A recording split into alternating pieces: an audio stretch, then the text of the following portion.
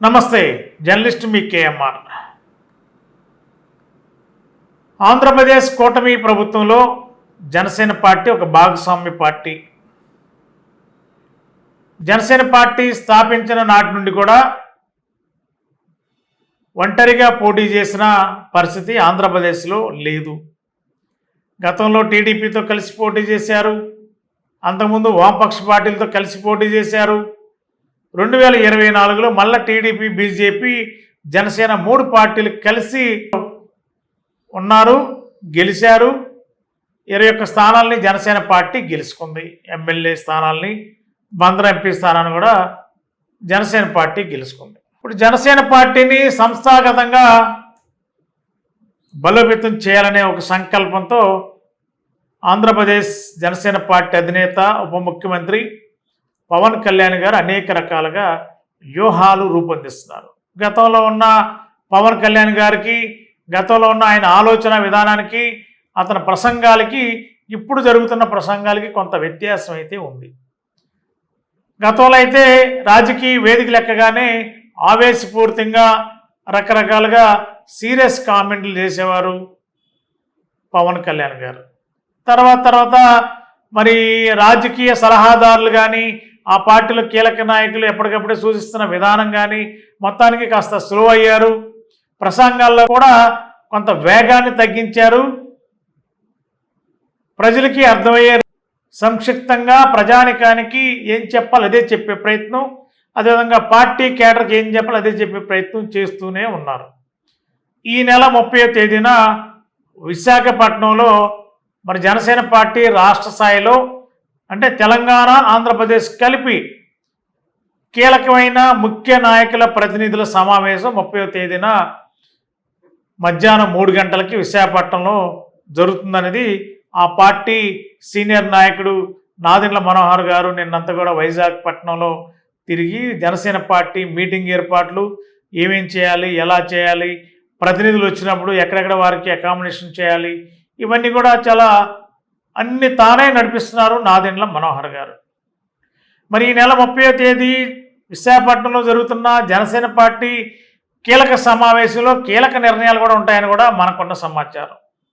భవిష్యత్ రాజకీయాల్లో ఏ విధంగా వ్యవహరించాలి, మరి కూటమి ప్రభుత్వం వచ్చిన తర్వాత ఈ 15 నెలల కాలంలో జనసేన పార్టీ నాయకులకు ఏ మేరకు మేలు జరిగింది, నామినేటెడ్ పోస్టుల్లో కానీ, ప్రభుత్వంలో అనేక రకాల బాధ్యతలు పనుల్లో కానీ, జనసేన పార్టీ ఎమ్మెల్యేలు చెప్పిన విషయాల్లో నియోజకవర్గాల అభివృద్ధి కార్యక్రమాలు కానీ, నిధులు మంజూరు కానీ జరుగుతున్నాయా, జనసేన పార్టీ నియోజకవర్గాలు ఇన్ఛార్జీలకు ఉన్న చోట మరి టీడీపీ, జనసేన, బీజేపీ మధ్య సమన్వయం ఉందా, ముఖ్యంగా టీడీపీ, జనసేన మధ్య భేదాభిప్రాయాలు లేకుండా కలిసి ఉంటున్నారా, ఇవన్నీ కూడా చాలా కీలకంగా ఇప్పటికే రిపోర్ట్లు పవన్ కళ్యాణ్ గారికి 175 నియోజకవర్గాల్లో, ముఖ్యంగా గోదావరి జిల్లాల్లో నియోజకవర్గాల రాజకీయ పరిస్థితి పైన, జనసేన పార్టీ భవిష్యత్తు ఏంటి, జనసేన పార్టీ క్షేత్రస్థాయిలో ఏ విధంగా ఉంది, సుదీర్ఘంగా ఒక రిపోర్ట్ తెప్పించుకున్నారని కూడా మనకున్న సమాచారం.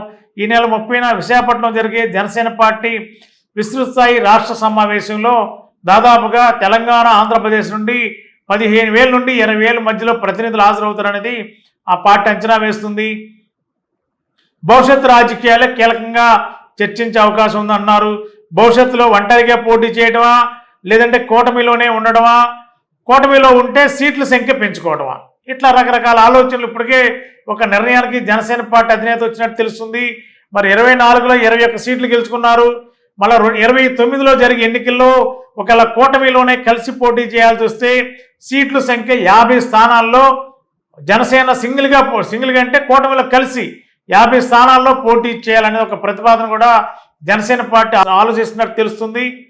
మరి చాలామంది జనసేన పార్టీలో నాయకులు కూటమికి 2024 ముందు కూడా అనేక రకాలుగా ఇబ్బందులు పడి పార్టీని బలోపేతం చేస్తే కనీసం ఇన్ఛార్జీలకి కూటమి పొత్తులో కొన్ని చోట్ల సీట్లు కోల్పోయి ఆ సీనియర్ నాయకులు కూడా ఇబ్బంది పడే పరిస్థితి జనసేన పార్టీలో ఉంది.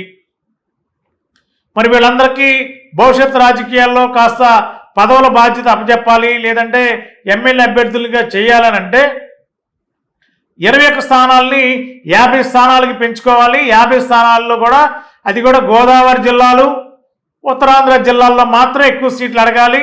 ఆ ప్రతిపాదనే చంద్రబాబు నాయుడు గారి దగ్గర కూటమిలో కలిసి పోటీ చేస్తే పెట్టాలనేది పవన్ కళ్యాణ్ గారి ఆలోచనగా కనిపిస్తుంది. మరి ఏదేమైనా ఈ నెల 30న విశాఖపట్నంలో జరుగుతున్న జనసేన పార్టీ కీలక సమావేశంలో కీలక నిర్ణయాలు తీసుకుంటారని, అదేవిధంగా సీట్ల సంఖ్య కూటమిలో పోటీ చేస్తే మళ్ళీ 29లో సీట్లు 21 నుండి 50 స్థానాలకి పెంచాలని ఒక ఏకాభిప్రాయంతో ఉన్నారని తెలుస్తుంది.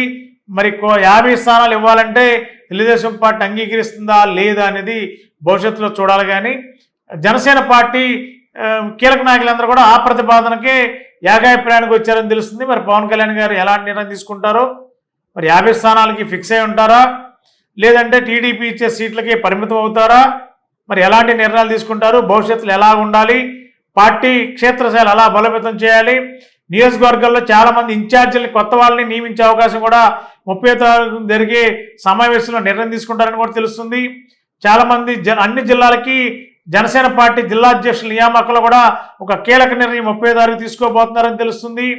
కొన్ని నియోజకవర్గాల్లో జనసేన పార్టీ ఇన్ఛార్జీలని భవిష్యత్తు రాజకీయాల్లో వాళ్ళ ఎమ్మెల్యే అభ్యర్థులుగా ఇప్పటి నుంచి ఒక ప్రణాళిక సిద్ధం చేసి వారికి ఒక బాధ్యతలు అప్పచెప్పాలని కూడా జనసేన పార్టీ అధినేత పవన్ కళ్యాణ్ గారు ఆలోచిస్తున్నట్టుగా తెలుస్తుంది. ఏదేమైనా 30న జరిగే విశాఖపట్నంలో జరుగుతున్న జనసేన పార్టీ రాష్ట్ర స్థాయి సమావేశంలో చాలా కీలక నిర్ణయాలు తీసుకుని పార్టీని మరింత స్ట్రెంథన్ చేసే విధంగా, నాయకుల అసంతృప్తులు ఉన్న నాయకులకి కొంత ఊరట కలిగించేలా, వాళ్ళకి భరోసా ఉండేలా పవన్ కళ్యాణ్ గారు ఒక నిర్ణయం తీసుకుంటారనేది ఎంటీవీకి అందుతున్న సమాచారం. Thank you.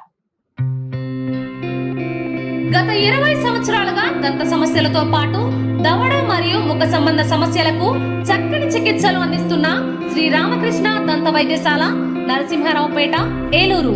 ఎమర్జెన్సీస్ లో వాడే ఆక్సిజన్ కాన్సంట్రేటర్లతో పాటు air purify, UV light steriliser, ULV fogger వంటి పరికరాల ద్వారా పరిశుభ్రమైన వాతావరణంలో చికిత్స అందించబడుచున్నది. ఆర్వీజీ ద్వారా అతి తక్కువ రేడియేషన్ ఉపయోగించి దంత వ్యాధి నిర్ధారణ మరియు రూట్ కెనాల్ వైద్యం చేయబడుచున్నది. డెంటల్ లేజర్ ద్వారా కుట్లు లేకుండా సర్జరీలు, ఇంప్లాంట్స్ కిట్స్ ద్వారా పళ్ళు లేని వారికి ఫిక్స్డ్ దంతాలు, రూట్ కెనాల్ చికిత్సలకు ఎండో మోటార్ వంటి ఆధునిక పరికరాలు కలిగిన నమ్మకమైన డెంటల్ క్లినిక్. అత్యంత ప్రామాణికమైన ఆటోక్లావింగ్ పద్ధతిలో శుభ్రపరిచిన ఇన్స్ట్రుమెంట్స్ వాడడం మా ప్రత్యేకత. దంత సమస్యలకు చికిత్సతో పాటు విరిగిన దవడ మరియు ముఖ ఎముకలకు చికిత్స, ఎత్తు మరియు వంకర దవడలకు కాస్మెటిక్ సర్జరీ, యాక్సిలోఫేషియల్ వంటి చికిత్సలకు చిరునామా శ్రీ రామకృష్ణ దంత వైద్యశాల, వేములపల్లి రెసిడెన్సీ అపార్ట్మెంట్.